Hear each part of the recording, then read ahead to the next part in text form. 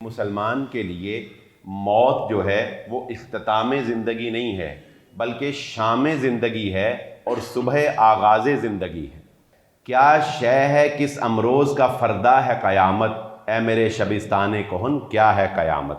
اے مردہ 100 سالہ تجھے کیا نہیں معلوم، ہر موت کا پوشیدہ تقاضا ہے قیامت۔ مردہ کہتا ہے کہ میں اس اندھیر کوٹری سے بیزار نہیں ہوں۔ وہ لوگ جو غلامی میں زندگی گزارنے کے عادی ہو جاتے ہیں، جو گمراہیوں میں جینے کے ساتھ صلح کر لیتے ہیں، انہیں قبر کا اندھیرا بھی کچھ نہیں کہتا۔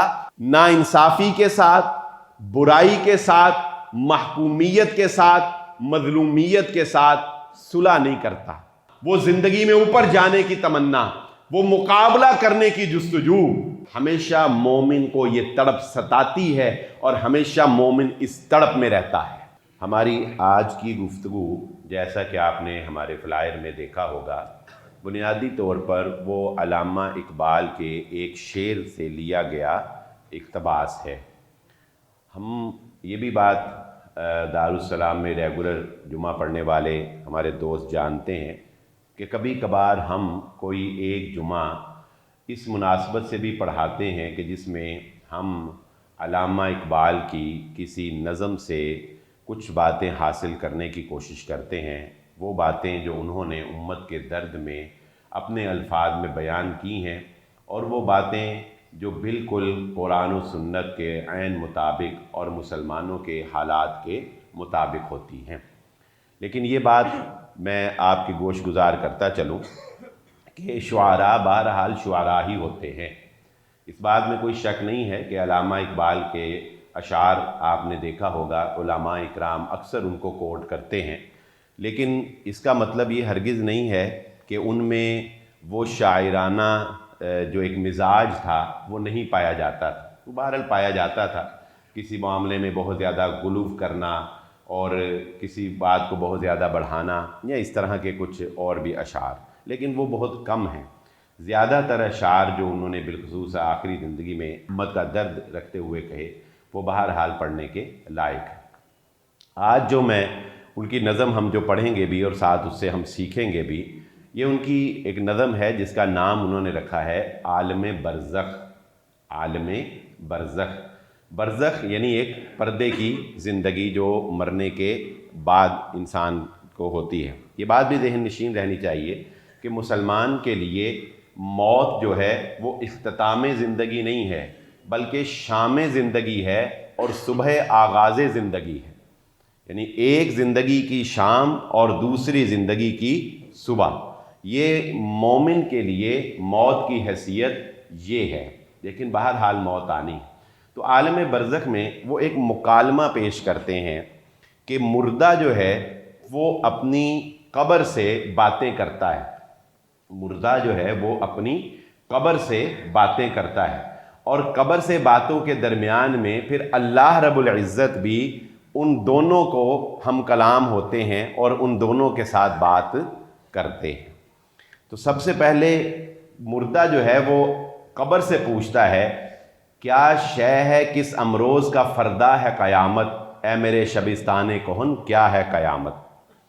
مردہ پوچھتا ہے قبر سے کہ قیامت کیا چیز ہے، اس کا چرچا بڑا سنا ہے کہ قیامت آئے گی، قیامت آئے گی، یہ اے وہ جگہ جس پر میں آرام کر رہا ہوں، یہ کیا چرچا ہے کہ قیامت جو ہے وہ آنے والی ہے۔ تو پھر قبر اس کو جواب دیتی ہے، اے مردہ 100 سالہ تجھے کیا نہیں معلوم، ہر موت کا پوشیدہ تقاضا ہے قیامت۔ وہ کہتا ہے کہ 100 سال سے مرے ہوئے مردے، کیا تجھے اتنا نہیں پتا کہ ہر موت کا پوشیدہ تقاضا ہے قیامت، کہ جو بھی مرا ہے اس کا لازمی امر یہ ہے کہ ایک دن قیامت برپا ہونی ہے اور اس کو دوبارہ زندہ کیا جائے گا، اور وہ انصاف کا دن لازماً قائم ہوگا۔ پھر وہ مردہ کہتا ہے، جس موت کا پوشیدہ تقاضا ہے قیامت، اس موت کے پھندے میں گرفتار نہیں میں، ہر چند کے ہوں مردہ 100 سالہ لیکن ظلمت قدائے خاک سے بیزار نہیں میں، ہو روح پھر اس بار سوار بدن زار، ایسی ہے قیامت تو خریدار نہیں میں۔ مردہ اپنی قبر سے کیا کہتا ہے کہ اگر قیامت اسی چیز کا نام ہے کہ مجھے دوبارہ زندہ کیا جائے گا، اگر قیامت یہی ہے کہ مجھے دوبارہ زندہ کیا جائے گا اور روح کو دوبارہ میرے جسم کے اندر پھونکا جائے گا، تو ظلمت قدح خاک سے بیزار نہیں میں۔ مردہ کہتا ہے کہ میں اس اندھیر کوٹری سے بیزار نہیں ہوں، میں اس اندھیری میں ہی خوش ہوں، لیکن مجھے دوبارہ زندہ ہونا گوارا نہیں ہے، مجھے دوبارہ جی اٹھنا، دوبارہ میری جسم میں روح کا آنا، مجھے یہ گوارا نہیں ہے۔ تو دراصل علامہ اقبال یہاں پر امت کو یہ بتانا چاہتے ہیں کہ وہ لوگ جو غلامی میں زندگی گزارنے کے عادی ہو جاتے ہیں، جو اندھیروں میں زندگی گزارنے کے عادی ہو جاتے ہیں، جو گمراہیوں میں جینے کے ساتھ صلح کر لیتے ہیں، جو محکومی کے اسیر ہو جاتے ہیں، جن کو دب کر رہنے کی عادت ہو جاتی ہے، جن کو آواز اٹھانا نہیں آتی، جن کے اندر جرت، غیرت، حمیت ختم ہو جاتی ہے، وہ لوگ اندھیروں سے صلح کر لیتے ہیں۔ انہیں قبر کا اندھیرا بھی کچھ نہیں کہتا، وہ کہتے ہیں ہمیں دوبارہ زندہ ہونے کے لیے جو قوت، طاقت، جو ہمت چاہیے وہ ہم میں نہیں ہے، ہمیں یہ قبر کے اندھیرے ہی برداشت ہے۔ وہ مردہ کیا کہتا ہے کہ ظلمت قدح خاک سے بیزار، میں اس زندگی سے کوئی بیزار تو نہیں ہوں، یہ اندھیری زندگی میں اس سے بیزار نہیں ہوں، اور اگر قیامت جو ہے وہ دوبارہ روح کے پھونکے جانے کا نام ہے تو میں اس کا خریدار نہیں ہوں۔ یہ وہ سوچ ہے جو ایک مسلمان کی نہیں ہو سکتی ہے، غلامانہ سوچ، محکومانہ سوچ، یہ ایک مسلمان کی نہیں ہو سکتی۔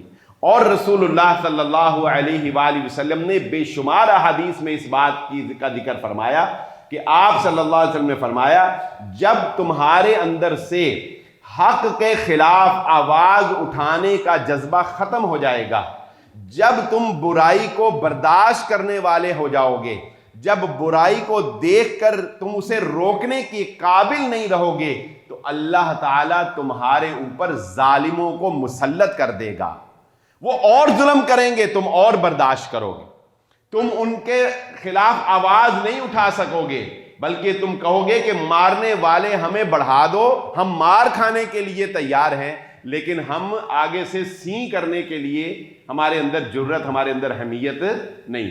رسول اللہ صلی اللہ علیہ وآلہ وسلم کی زندگی کا اگر آپ آغاز دیکھتے ہیں تو زندگی کے آغاز میں ہی آپ کو مصائب، تکالیف اور مقابلہ کرنا توحید کے لیے، حضرت بلال، حضرت عمار، حضرت سمیہ، ان کی تاریخ پڑھو تو آپ کو نظر آئے گا ان لوگوں نے شرک کے اندھیروں سے صلح نہیں کی تھی، انہوں نے شرک کے اندھیروں سے صلح نہیں کی تھی، انہوں نے کہا ہم توحید کے لیے آواز بلند کریں گے، چاہے اس کے لیے ہماری جان چلی جائے، ہمارا سب کچھ لٹ جائے۔ اور اللہ کی قسم وہ بلند کی ہوئی آوازوں کا آج یہ نتیجہ ہے کہ ہم توحید کی گونج دنیا کے اندر دیکھ رہے ہیں، ان کی وہ قربانیوں کا نتیجہ۔ قربانی کبھی رائے گاہ نہیں جاتی، ایمان والوں کی، مسلمانوں کی قربانی کبھی رائے گاہ نہیں جاتی۔ تو اقبال یہ کہہ رہے ہیں کہ اے مسلمانوں، تم اتنے مردہ دل ہو گئے ہو، برائی کے ساتھ تم نے ایسی صلح کر لی ہے، غلامی کے ساتھ تم نے صلح کر لی ہے کہ تمہیں اب اندھیرے ہی اچھے لگتے ہیں، تمہیں دوبارہ جی اٹھنے کی تمنا بھی نہیں رہی۔ پھر صدائے غیب، یہ بھی بہت پیاری بات ہے۔ صدائے غیب سے علامہ اقبال مراد لیتے ہیں یعنی اللہ کی طرف سے آواز آتی ہے۔ نے نصیب مارو قصدم نے نصیب دام و دد، یہ فارسی کا شعر ہے۔ اس کا مطلب یہ ہے، اللہ تعالیٰ کہتے ہیں او انسان، ہمیشگی کی جو موت ہے نا، یہ تو جانوروں اور حیوانوں کو بھی ہم نے نہیں دی، وہ بھی دوبارہ زندہ کیے جائیں گے۔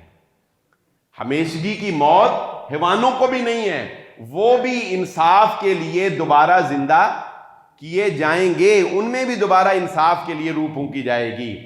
ہے فقط محکوم قوموں کے لیے مرگ ابد، ہمیشگی کی موت صرف ان قوموں کے لیے ہے جو غلامی میں رہنا پسند کرتے ہیں، جو ظالموں کے غلام بن کے، محکوم بن کے خوش ہو جاتے ہیں، ہے فقط محکوم قوموں کے لیے مرگ ابد۔ بانگ اسرافیل ان کو زندہ کر سکتی نہیں، روح سے تھا، زندگی میں ہی تہی جن کا جسد۔ اللہ تعالیٰ کہہ رہے ہیں کہ اسرافیل جب سور پھونکے گے نا تو بانگ اسرافیل بھی ان لوگوں کو زندہ نہیں کر سکتی کہ جو جسم میں روح ہونے کے باوجود مردہ تھے۔ روح تو جسم میں تھی لیکن وہ مردہ تھے، ان کے دل مردہ تھے، ان کی کان مردہ تھے، ان کی آنکھیں مردہ تھیں، ان کی زبان مردہ تھی، ان کے اوپر بات اثر نہیں کرتی تھی، وہ ڈھیٹ اور ضدی قسم کے لوگ تھے۔ اور وہ لوگ ایسے لوگ ہیں، اللہ تعالیٰ کہتے ہیں کہ ان کو تو بانگ اسرافیل بھی زندہ نہیں کر سکتے۔ ختم اللہ علی قلوبہم وعلی سمعہم وعلی ابصارہم غشاوہ۔ یہ اس کی عملی تصویر ہے کہ میں اور آپ ہم اپنا یہ تجزیہ اور یہ تجربہ کر کے دیکھیں کہ کیا ہمارے دل، ہماری آنکھیں، ہمارے کان اتنے مردہ تو نہیں ہو گئے کہ روح تو ہمارے بدن میں ہے لیکن 5 وقت کی صدائے آذان سے ہم کبھی لرزے نہیں۔ لیکن کتنے انسان ہیں 5 وقت کی آذان سنتے ہیں نا، لیکن کبھی ان کا دل لرزا، کبھی ان کا دل اللہ کی صدا پر مسجد میں اللہ کے سامنے حاضری دینے کے لیے آمادہ ہوا؟ اگر نہیں ہوا تو دل مردہ ہے۔ مومن آدمی کو تو نماز کے بغیر نیند آ سکتی نہیں ہے، مومن آدمی کو تو اللہ کے سامنے حاضری دیے بغیر چین مل ہی نہیں سکتا ہے۔ بے نمازی اور پھر چین سے سو جائے، یہ مردہ دل ہونے کی علامت ہے، یہ روح کے باوجود مرے ہوئے ہونے کی علامت ہے۔ اور ایسے مرے ہوئوں کو اس بانگ اسرافیل بھی اقبال کہتا ہے وہ زندہ نہیں کر سکتی۔ مر کے جی اٹھنا فقط آزاد مردوں کا ہے کام۔ اقبال کیا کہتا ہے؟ مر کے جی اٹھنا یہ تو فقط آزاد مردوں کا ہے کام، اگرچہ ہر ذی روح کی منزل ہے آغوش لحد۔ اقبال کہتے ہیں اللہ کی زبانی کہ اللہ کہہ رہا ہے کہ اے مردے، یہ جو مر کے دوبارہ جی اٹھنا ہے نا، یہ زندہ دل مرد اٹھا کرتے ہیں، اگرچہ موت تو سب کو آنی ہے مگر مردہ دل دوبارہ زندہ نہیں ہو سکتے۔ اقبال یہ پیغام مسلمانوں کو دے رہے ہیں کہ عثمانیوں پہ کوہ غم ٹوٹا تو کیا غم، کہ خون 100,000 انجم سے ہوتی ہے سحر پیدا۔ آج بحیثیت امت مسلمہ ہم اس بات کا بڑی آسانی سے تجزیہ کر سکتے ہیں کہ ہم نے یہ تسلیم کر لیا ہے کہ ہم غیر مسلموں کا مقابلہ نہیں کر سکتے، ہم ان کی غلامی میں ہی، محکومیت میں ہی زندگی گزار سکتے ہیں۔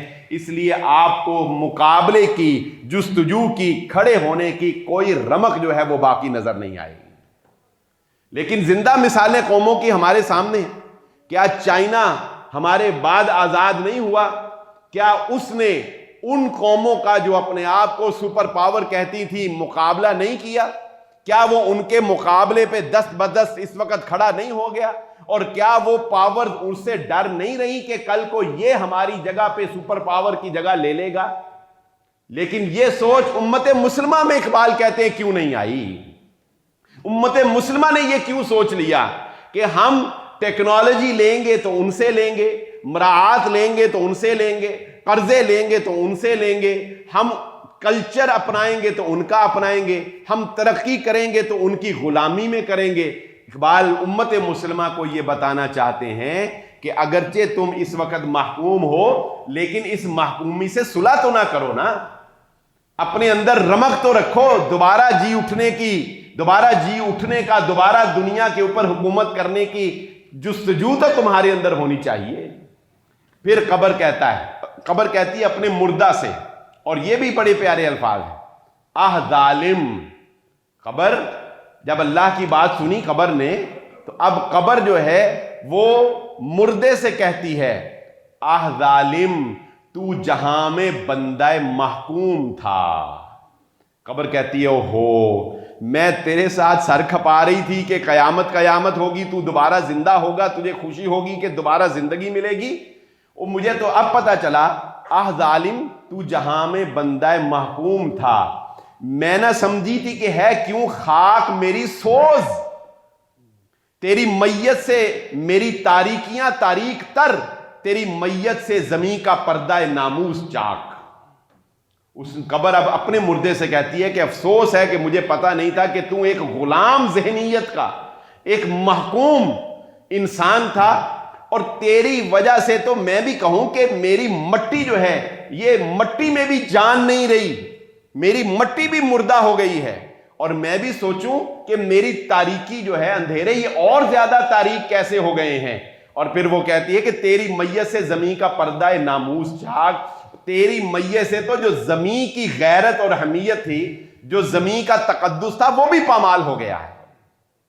یعنی قبر بھی اس مردے سے خوش نہیں ہے جو مردہ غلامی پہ رضامندی کر کے قبر کے اندر اترا ہے۔ یعنی دوسرے معنوں میں یہ انتہائی طریقے سے جھنجھوڑا ہے اقبال نے مسلمانوں کو کہ اپنی اس تاریخ کو یاد کرو جب محمد الرسول اللہ صلی اللہ علیہ وآلہ وسلم 313 کو لے کر مقابلے کے لیے نکلے تھے، اور انہوں نے مقابلہ کیا تھا۔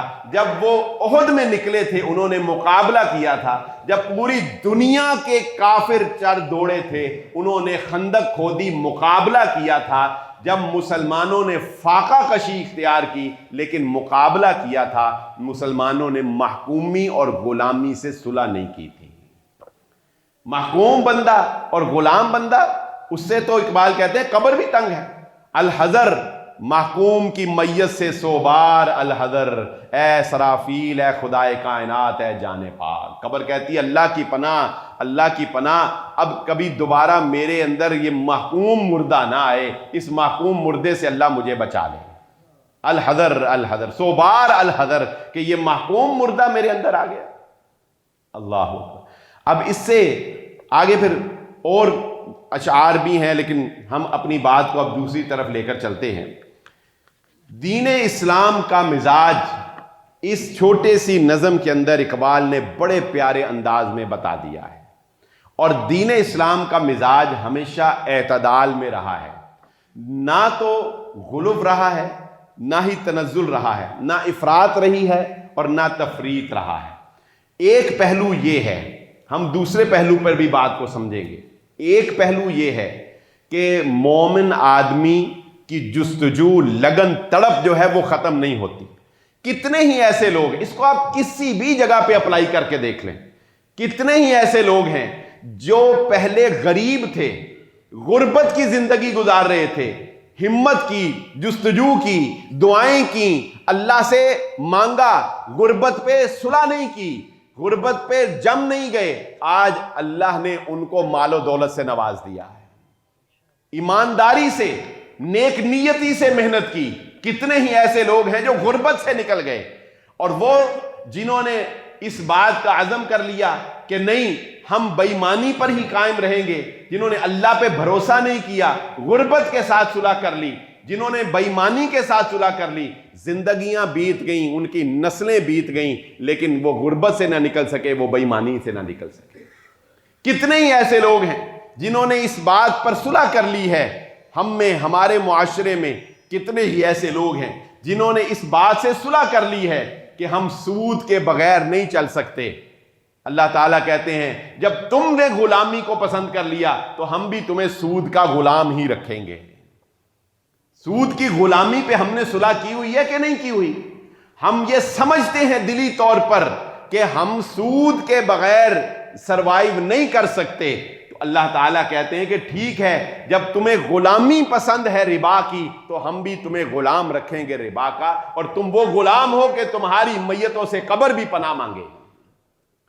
جب تم نے صلح کر لی اس بات پر کہ بے ایمانی، حد حرامی اور دغا، وعدہ خلافی اور فراڈ اور ملاوٹ کے بغیر تم چل ہی نہیں سکتے، تو پھر ٹھیک ہے، آپ کسی بھی زندگی کے شعبے کے اوپر اس بات کو اپلائی کر کے دیکھ لیں۔ جنہوں نے اپنا راستہ بدلنے کی کوشش کی، ایمانداری کے ساتھ زندگی گزارنے کا عزم مصمم کیا، اللہ نے ان کی مدد کی۔ مشکلات آئیں، تکلیفیں آئیں، لیکن اس کے بعد اللہ رب العزت نے اس ایماندارانہ سوچ کے ساتھ ان کو زندگی میں ترقی عطا کی۔ ایک سوچ تو یہ ہے کہ مومن آدمی ناانصافی کے ساتھ، برائی کے ساتھ، محکومیت کے ساتھ، مظلومیت کے ساتھ صلح نہیں کرتا، راضی نہیں ہوتا اس پہ، وہ دوبارہ جی اٹھنے کی تمنا، وہ زندگی میں ترقی کرنے کی تمنا، وہ زندگی میں اوپر جانے کی تمنا، وہ مقابلہ کرنے کی جستجو، کسی بھی لیول پر، چھوٹے سے چھوٹے اور بڑے سے بڑے لیول پر، ہمیشہ مومن کو یہ تڑپ ستاتی ہے اور ہمیشہ مومن اس تڑپ میں رہتا ہے۔ اگر ہمارے اندر یہ تڑپ نہیں ہے تو ہم ایک غلام قوم ہیں، ہم ایک محکوم قوم ہیں۔ اور دوسری بات یہ بھی سمجھنے کی ہے، یہ تو ہے ایک فکر کہ غلامانہ سوچ نہ ہو، دوسری بات بھی سمجھنے کی ہے، اور وہ کیا کہ ایک غلامی ہے، محکومیت ہے، اور دوسری طرف طاقت ہے۔ دوسری طرف کیا ہے؟ طاقت ہے۔ میں اس کو ایک مثال سے آپ کے سامنے سمجھاتا ہوں، پھر ہم سیرت سے اس کی ایک بڑی پیاری مثال سمجھیں گے۔ آپ کو پتہ ہے کہ چونکہ ہمارے پاس تو الحمدللہ اللہ کا قرآن ہے، محمد الرسول اللہ صلی اللہ علیہ وسلم کا فرمان ہے، ہمارے پاس تو پوری اسوہ حسنہ ہے، ہمیں تو کہیں اور بھٹکنے کی ضرورت ہی نہیں، ہمیں تو ہر چیز یہاں سے میسر ہے، مکمل نظام حیات میسر ہے۔ وہ الگ بات ہے ہم آنکھیں بند کر لیں، لیکن چونکہ یورپ کے پاس ایسا کوئی نظام حیات نہیں ہے، اور جس دین کو وہ فالو کرتے ہیں وہ صرف مذہب، عبادات، اخلاقیات کی حد تک ہے، تو وہ لوگ کچھ اکثر اوقات آپ نے سنا بھی ہوگا، وہ سوشل ایکسپیریمنٹ بہت کرتے ہیں لوگوں کو جج کرنے کے لیے۔ آج کل یہ ٹرینڈ بھی ہے سوشل ایکسپیریمنٹ کرنا، ہم تو کرتے ہیں الٹے کاموں کے لیے، پرانک بنانے کے لیے، لیکن وہ بہرحال سنجیدگی سے بھی کرتے ہیں۔ تو کہتے ہیں، یہ میں نے ایک کلپ ہی اس میں پورا ریکارڈ دیکھا تھا، وہ کہتے ہیں کہ یورپ کے اندر ایک آرٹ گیلری میں یہ سوشل ایکسپیریمنٹ کیا گیا کہ ایک ٹیبل کے اوپر کچھ آلات رکھے گئے، کچھ آلے رکھے گئے، جس میں کوئی چاقو بھی تھا، جس میں کوئی بلیڈ بھی تھا، جس میں کوئی سٹک بھی تھی، کچھ اس طرح کی مختلف چیزیں، کوئی 20-25 جتنی بھی وہ چیزیں رکھی گئیں، اور ایک خاتون وہاں پر آ کے کھڑی ہو گئی اور یہ اناؤنسمنٹ کر دی گئی کہ اس خاتون کو کوئی بھی بندہ کچھ بھی کہے تو اس کی ذمہ داری اس خاتون کے اوپر ہے، اس بندے کو کچھ نہیں کہا جائے گا، اس بندے کو جو اس کو کچھ بھی کہنا چاہے کچھ نہیں کہا جائے گا، ساری اس کا ساری ذمہ داری جو ہے وہ اس کے اوپر ہوگی۔ لوگوں نے اس کو ڈنڈے مارنا شروع کر دیے، کسی نے، ایک نے اس کے بلیڈ سے اس کے جسم پر ٹک لگا دیا، ایک نے اس کی گردن تک پہ چھری رکھ دی، حتیٰ کہ کوئی اس کو برا کہے، کوئی اس کو ٹانگے مار کے جا رہا ہے، کوئی اس کو برا بھلا کہہ رہا ہے، حتیٰ کہ ایک شخص نے، انہوں نے گن بھی رکھی، ایک شخص نے گن بھی اٹھا کے اس کے ماتھے کے اوپر رکھ دی، گن اٹھا کے اس کے ماتھے کے اوپر رکھ دی۔ کیوں؟ کیونکہ اگر وہ چلا بھی دیتا تو یہ اناؤنسمنٹ تھی کہ وہ مارنے والا ذمہ دار نہیں ہے، ذمہ دار یہ عورت خود ہے۔ تو جب اس نے گن رکھ دی تو انہوں نے وہاں پہ اس کو سٹاپ کر دیا، اس کھیل کو، اس سوشل ایکسپیریمنٹ کو سٹاپ کر دیا۔ اس سے انہوں نے نتیجہ کیا نکالا؟ اس سے انہوں نے نتیجہ یہ نکالا کہ انسان کی یہ نیچر ہے، اگر اس کو انجام کا خوف نہ ہو تو یہ ایک درندہ ہے۔ انسان کی یہ نیچر ہے، اگر آپ کو پتا ہو کہ میں اس کو مار دوں گا، ماروں گا اور مجھے کوئی پوچھنے والا نہیں ہے، میں کسی کو جواب دہ نہیں ہوں، یہ میرا کچھ بگاڑ نہیں سکتا، تو ہم اتنے بڑے درندے ہیں کہ ہم لوگوں کی جسموں پر بلیڈوں سے ٹک لگا دیں گے اور ہمیں ترس نہیں آئے گا۔ انسان کو طاقت کا نشہ، قوت کا نشہ، درندہ بناتا ہے.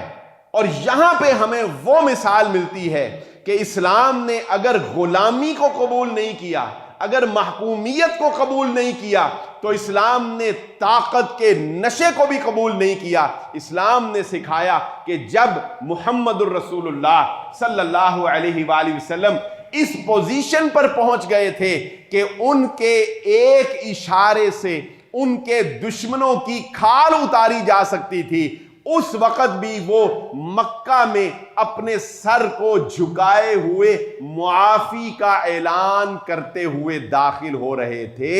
ان پر طاقت نے ایسا غلبہ نہ پایا کہ انہیں جواب دہی کا خوف نہ رہا، اس لیے کہ مومن جواب دہ انسانوں کو نہ بھی ہو، وہ اللہ کے سامنے جواب دہ ہوتا ہے.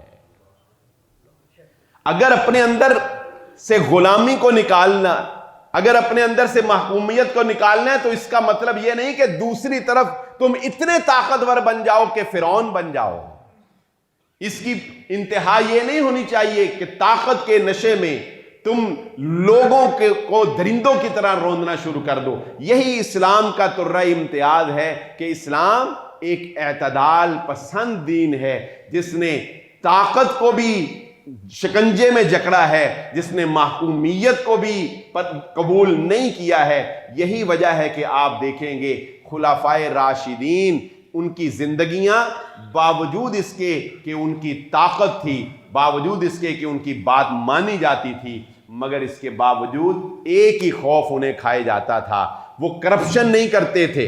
اس لیے نہیں کہ کوئی انہیں پوچھنے والا تھا، بلکہ اس لیے کہ وہ اللہ کے ہاں جواب دے تھے. اور اس بات کا بھی التزام انہوں نے رکھا.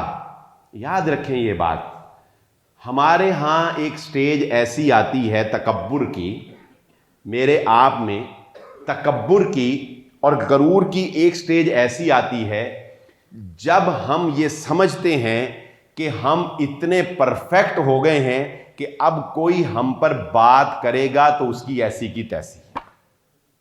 ایک سٹیج آ جاتی ہے آپ کے گھر میں، ہو سکتا ہے آپ گھر کے سربراہ ہوں اور آپ اپنے آپ کو اتنا پرفیکٹ سمجھتے ہوں کہ آپ یہ سمجھیں کہ میری بیوی میرے سامنے کوئی بات کرے، میری کوئی غلطی نکالے، میرا بیٹا مجھے کہے کہ میں غلط ہوں، یا میرا دوست مجھے کہے کہ میں غلط ہوں، یا میں ایک چیئرمین ہوں کسی عہدے پر اور مجھے کوئی میرا ملازم کہے کہ بھئی آپ کی یہ غلطی ہے، تو ہم تکبر کی طاقت کے نشے میں ایک ایسی سٹیج پر پہنچ جاتے ہیں جب ہمیں دوسرے کا اعتراض برداشت کرنے کی عادت نہیں رہتی، ہم اس پر ٹوٹ کے برس پڑتے ہیں. یہ عادت خلفاء نے اپنے اندر آنے نہیں دی، اسی لیے انہوں نے لوگوں کو اس بات پر کبھی نہیں روکا کہ ان کے کسی بھی کام پر لوگ تنقید نہ کر سکیں، لوگ پوچھ نہ سکیں کہ یہ کام کیوں غلط ہوا. اس کی بے شمار مثالیں آپ نے خلفائے راشدین کی سیرت سے سن رکھی ہوں گی کہ ان کو لوگ روک لیا کرتے تھے کہ عمر تیرا چرچا آسمانوں پر ہے، تیرا محل محمد صلی اللہ علیہ وسلم کے محل کے سامنے ہے، شیطان تجھ سے راستہ بدل لیتا ہے، مگر میں ایک بڑھیا تجھے کہتی ہوں جو تو نے کہا کہ عورتوں کا حق مہر زیادہ نہ رکھو، تیرا یہ فیصلہ قرآن کے خلاف ہے، ہم اس کو نہیں مانتی. عمر نے کہا میں حاضر، مجھ سے غلطی ہو گئی، میں اپنا فیصلہ واپس لیتا. کہہ کے دیکھیں کسی کو جس کے پاس طاقت ہے، اس کو بتا کے دیکھیں کہ تیرا فیصلہ غلط ہے. اگر اس کا زور آپ پر ہے، آپ کی سنی نہیں جائے گی، وہ آپ کو دوبارہ بولنے جوگا نہیں چھوڑے گا. تو طاقت اپنے آپ کو عاجزی، انکساری میں اس لیول پر رکھیں کہ کبھی بھی شیطان آپ کو اتنا طاقتور تصور نہ کروا دے کہ آپ کو یہی خوف نہ رہے کہ میں اللہ کو بھی جواب دے نہیں ہوں، مجھے کوئی پوچھنے والا نہیں ہے، مجھے کوئی پکڑنے والا نہیں ہے. کوئی نہ بھی پکڑنے والا ہو تو اللہ تعالیٰ قرآن مجید میں کہتے ہیں اے محمد صلی اللہ علیہ وآلہ وسلم کرنے دو ان کو. کتنا کو کر لیں گے ظلم، کتنا کو کر لیں گے، کتنا کو جی لیں گے، کتنا کو جی لیں گے، 1000 سال جی لیں گے، اور جب جی کے مریں گے تو आकर हमारे सामने खड़े होंगे, आकर हमारे सामने जवाबदेह होंगे, फिर हम आपकी आंखों को, ईमान वालों की आंखों को ठंडा कर देंगे उस इंतकाम से जो हम इनसे लेंगे। वो इंतकाम इंसान उसके बारे में तसव्वुर भी नहीं कर सकता कि जो अल्लाह का इंतकाम है, अगर वो मोहब्बत करता है तो वो इंतकाम भी बहुत सख्त लेने के ऊपर कादिर है। वो इंतकाम मुहम्मदुर रसूलुल्लाह सल्लल्लाहु अलैहि वसल्लम ने ये बात इरशाद फरमाई, ताकत के नशे में डूबे हुए लोगों को कहा कि मजलूम की बद्दुआ से बचो। ऐसा भी होता है, एक ताकतवर इंसान जब अपने उरूज पर होता है ना, तो कई जुल्म वो करता है और कई मजलूम उसको बद्दुआएं दे रहे होते हैं, लेकिन उसको, हमें लगता है कि उसको किसी मजलूम की आह लग नहीं रही, उसको किसी मजलूम की आह लग नहीं रही। कितने लोग इसने कत्ल करवा दिए, कितने लोगों के घर उजाड़ दिए, कितने इसने सुहाग बर्बाद कर दिए, कितनी बेटियां जो है वो इसने यतीम कर दी, बेवा कर दी, कुछ नहीं होता, इसको ये पकड़ा क्यों नहीं जाता? अल्लाह ताला कहते हैं हमने उसको इसलिए दुनिया में नहीं पकड़ा कि दुनिया की सज़ा तो थोड़ी सी सज़ा है, दुनिया का अजाब तो थोड़ा सा अजाब है। क्या हो जाएगा? बीमार हो जाएगा, तकलीफ़ बर्दाश्त करेगा, और कोई जो है वो जिस्मानी बीमारी आ जाएगी, जेल जूल चला जाएगा, क्या होगा? नहीं। अल्लाह ताला कहते हैं ऐसे जालिमों के लिए हमने दुनिया में नहीं, आखिरत में जहन्नुम का अजाब रखा है। किसी इमाम इब्न क़य्यम रहमहुल्लाह ताला ने बड़ी प्यारी बात लिखी है, आखिरी बात सुन के फिर जुमे को समराइज़ करते हैं। इमाम इब्न क़य्यम रहमहुल्लाह ताला कहते हैं किसी मुसलमान और मोमिन आदमी की ये बहुत बड़ी बदबख्ती है, ये बहुत बड़ी बदबख्ती है, वो आदमी बहुत ही बुरा है। यूँ समझ लें दूसरे लफ्ज़ों में कि इमाम इब्न क़य्यम कहते हैं यार वो बंदा बहुत ही बुरा है, मोमिन हो, मुसलमान हो, जिसको बिला आखिर अल्लाह ताला जहन्नुम में फेंकेगा। क्यों? क्योंकि इमाम साहब कहते हैं कि देखो इन्नल हसनात युज़हिब्न सय्यात, बंदा नेकियां करता है अल्लाह गुनाह मुआफ़ कर देता है, बंदा हाथ उठाकर अल्लाह से मुआफ़ी मांगता है, तौबा करता है, अल्लाह मुआफ़ कर देता है, बंदे पर बीमारी आई अल्लाह गुनाह मुआफ़ कर देता है, बंदे ने बेटियों की परवरिश की खुलूस नीयत के साथ अल्लाह उसके लिए अजर लिख रहा है, गुनाह मुआफ़ कर देता है, बंदा सिला रहमी कर रहा है रिश्तेदारों के साथ अल्लाह गुनाह मुआफ़ कर रहा है, बंदा सदका कर रहा है, गरीबों के काम आ रहा है, अल्लाह गुनाह मुआफ़ कर रहा है, बंदा मरने से पहले बीमार हो गया अल्लाह गुनाह मुआफ़ कर रहा है, बंदा कब्र में अजाब बर्दाश्त कर रहा है, अल्लाह उस कब्र के अजाब से उसके गुनाहों का इजाला कर रहा है, बंदा क़यामत को उठा, क़यामत की सख्ती बर्दाश्त की, अल्लाह उस क़यामत की सख्ती से उसके गुनाह मुआफ़ कर रहा है। और वो बंदा कितना ही बुरा होगा जो इतने प्रोसेस के बाद भी जहन्नुम में चला जाएगा। तसव्वुर तो करो कितने दर्जे अल्लाह उसको मुआफ़ कर रहा है, हर स्टेप पे अल्लाह उसको मुआफ़ कर रहा है। इमाम इब्न क़य्यम कहते हैं वो कितना ही वो ढीठ किस्म का बदबख्त इंसान है जो इतने ही फ़ायदे नहीं उठा सका और उसके बावजूद वो जहन्नुम का ईंधन बन गया। वो कोई बहुत ही बुरा तरीन इंसान है जो जहन्नुम का ईंधन बना है, वगरना अल्लाह ने मुआफ़ी के बड़े दर्जे रखे। तो अल्लाह ताला से इंसान को हमेशा इस एतदाल की राह की दुआ करनी चाहिए कि अल्लाह ताला हमें एतदाल पर, सही दीन इस्लाम पर कायम रखे। आज की गुफ्तगू का लुब्बे लुबाब और खुलासा कलाम में आपके गोशगुजार कर दूँ। हमने अपनी बात को समझाने के लिए इकबाल की एक नज़म का सहारा लिया जिसे आलिम बरज़ख के नाम से इकबाल ने लिखा है। उसमें उन्होंने एक कब्र, मुर्दे और अल्लाह का मुकालमा ज़िक्र किया है, जिसमें मुर्दा पहले कब्र से पूछता है कि ये क़यामत क्या है, हम क्यों, ये क्या इसका शोर है। तो कब्र बताती है कि ये दोबारा जी उठने का नाम है। तो मुर्दा कहता है कि भाई नहीं नहीं, मुझे तो कोई ज़रूरत नहीं है कि मैं दोबारा जी उठूँ, मैं तो इन तारीकियों में ही खुश हूँ, ये अंधेरे मुझे अच्छे लगते हैं। تو ہم نے یہ سمجھا کہ اقبال یہ بتانا چاہتے ہیں کہ اے مسلمانوں، غلامی میں، محکومیت میں خوش نہ رہنا، تاریکیوں سے صلح نہ کرنا، تاریکیوں سے صلح کرنے والی قومیں قبر بھی ان کو قبول نہیں کرتی، قبر بھی ان سے پناہ مانگتی ہے۔ تو پھر اللہ نے یہ صدا لگائی، درمیان میں اللہ نے کہا، قبر کو یہ بتایا کہ تو جس کو سمجھا رہی ہے نا، یہ بندہ محکوم تھا، یہ غلام ہو کے مر کے آیا تیرے پاس، اور غلام بندہ وہ ہوتا ہے کہ جس کے جسم میں روح تو ہوتی ہے لیکن اس میں رمق نہیں ہوتی، اسرافیل کی بانگ بھی اس کو زندہ نہیں کر سکتی، یہ مردہ دل لوگ ہیں۔ تو ہم نے اس سارے سے یہ نتیجہ اخذ کیا تھا کہ انسان کو اتنا بہادر، دلیر، جرت مند مومن کو ہونا چاہیے کہ وہ آواز اٹھانے والا ہو، غلامی کو قبول کرنے والا نہ ہو، جس طرح کے بحیثیت امت مسلمہ آج ہم نے یورپ کی غلامی کو قبول کیا ہوا ہے، اور جس طرح انفرادی طور پر ہم لوگوں نے معاشرے کی غلامی کو قبول کیا ہوا ہے۔ برائیوں کے ساتھ ہم لوگ صلح کر چکے ہیں، ہم برائیوں کا مقابلہ نہیں کرنے جوگے رہے۔ یہ سارا ہمارا تھیم تھا۔